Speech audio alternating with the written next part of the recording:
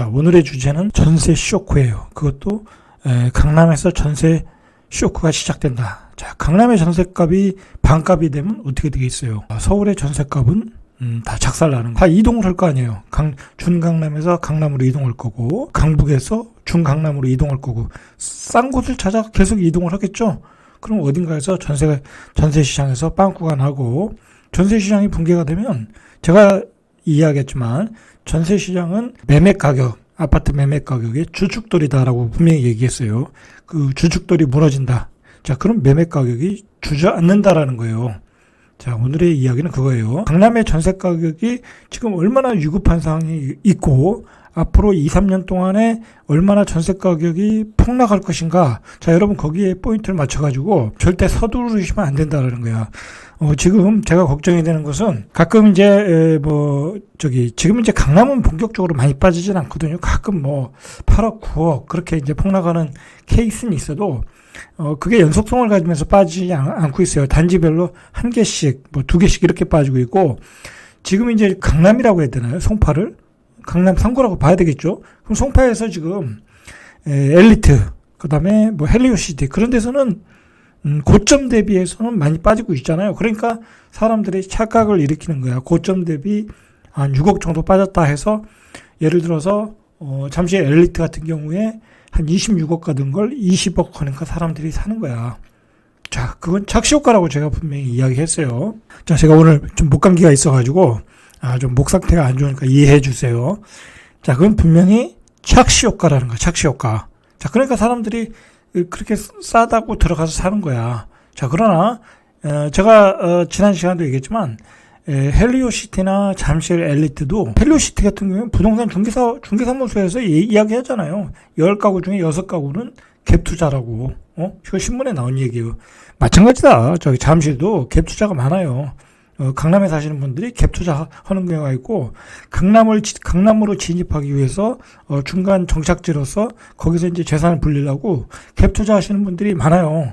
마포에 하나 갖고, 예를 들어 잠실 하나 갖고, 그래서 잠실께 올라가면 두 개 합쳐가지고 팔아가지고 강남으로 넘어가고, 자, 그런 사람들이 있다라는 거예요. 자, 그래서 지금 이제 사고 있는데, 만약에 강남의 전세 가격이 앞으로 2, 3년 동안에, 지금 이미 폭락을 하고 있지만, 여기서 그 폭락한 가격으로 계속 거래되다 보면, 강남의 집값, 그리고 송파의 집값, 헬리오시티의 집값, 강동의 집값은 여기서 더 한 차례, 두 차례 폭락을 한다는 얘기야. 제가 예상하기에는 그렇게 된다라는 거. 그래서 서두르지 마셔라. 제가 구체적으로 좀 말씀드려보면, 이거 굉장히 중요한 얘기인데, 예를 들어 내가 20억이 있어. 지금 20억이 있는 분이 잠실 가서 사시는 거잖아요. 20억에. 지금 거기서 10억 대출받고, 5억 대출받고, 그것도 쉽지 않잖아요. 아마도 현금이 80%, 90% 있는 분이 산다고 전제로 이야기할 때, 그러면 거기 잠실 같은데, 전세가 10억이야. 그리고 개포동, 아마도 이제 반포 같은 데도 전세가 아마 10억이면 충분히 살 수 있을 거요. 84 기준으로 내년에 잘하면 10억 이하도 살 수 있어. 그러면 반포 같은데 원베일리나 그 좋은 데 많잖아요. 거기 A급지. 그런 데 가서 84 기준으로 10억에 전세 사시고 10억을 저금하시라는 얘기야. 저금하면 1년에 지금 5%면 5,500만 원이 나오잖아. 그죠? 나오잖아. 5천만 원 나오잖아. 그러면 그거를 한 5년 정도 묶어놓으면 얼마 되겠어요? 2억 5천이 나오는 거 아니야. 원금 10억에 2억 5천, 12억 5천이 나오잖아. 그러면 그때 되면 강남의 집값은 지금보다 훨씬 많이 빠졌을 거란 말이야. 그럼 전세를 털고 그때 매매로 돌아가시면 되잖아. 그런 전략을 써야지. 왜 지금 들어가서 그 떨어지는 칼날을 잡고 있냐고. 제가 너무 답답해서 이 이야기부터 시작을 하는 거예요. 참 모르는 분들이 많다. 그리고 자꾸 그렇게 사는 이유는 이 부동산 그 꾼들이 블로그에다 대고 계속 펌프질이야. 내가 보니까 펌프질하고 있어. 강남에서 거래가 터졌다느니 거기 중계하듯이 하고 있잖아. 여러분, 그런 블로거들은 다 잘라버려. 여러분 인생에 도움이 안 돼. 다 그거 부동산 경력 얼마 되지도 않는 그 사람들이 이번 시장에 부동산 강사로 대비해서 돈 벌어가지고 그렇게 하는 사람들이야. 그거 다 잘라버려. 그렇게 해서 내가 집을 샀는데 5억, 6억씩 7억씩 8억씩 떨어지면 얼마나 손해냐고 그 펌프질에. 자, 그러지 말고 제가 얘기하잖아요. 내년 정도면 반포에 A급 아파트 8사 기준으로 10억 이하도 전세 살 수 있다. 그럼 지금 전세 사는 데서 좀 살고 있다가 거기 전세로 들어가라고.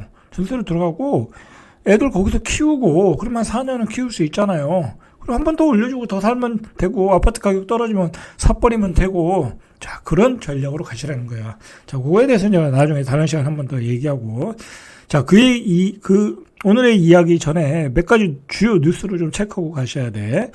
자, 무슨 뉴스냐면, 10%대 중도금 금리가 나올 수 있다라는 거예요. 요즘 뭐 은행들이 돈이 없으니까 중도금 대출을 잘 안 해주려고 그럴 거 아니야. 그러다 보면, 그 시행사들이 뭐 저축은행, 뭐 옛날에는 농협 뭐 그런 데도 많이 갔는데 이제 농협도 이제 돈이 모자라니까 중도금 대출 못 하는 경우가 있을 수 있거든요.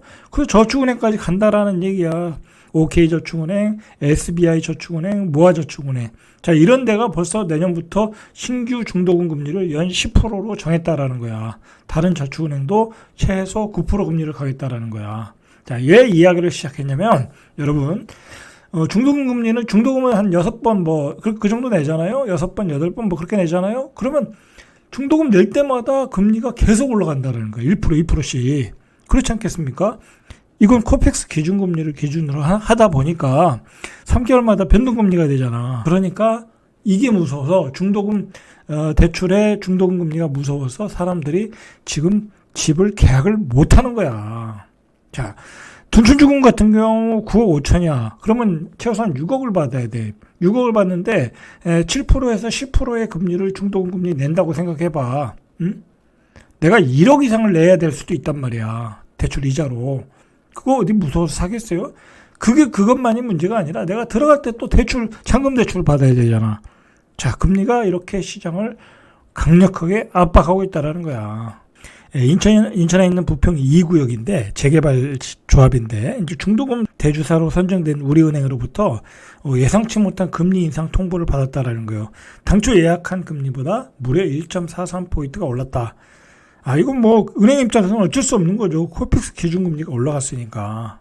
자, 이렇게 금리로 인해서 분양 시장이 급격하게 냉각되고 있다라는 걸 이런 사례로 우리가 알 수 있는 거예요.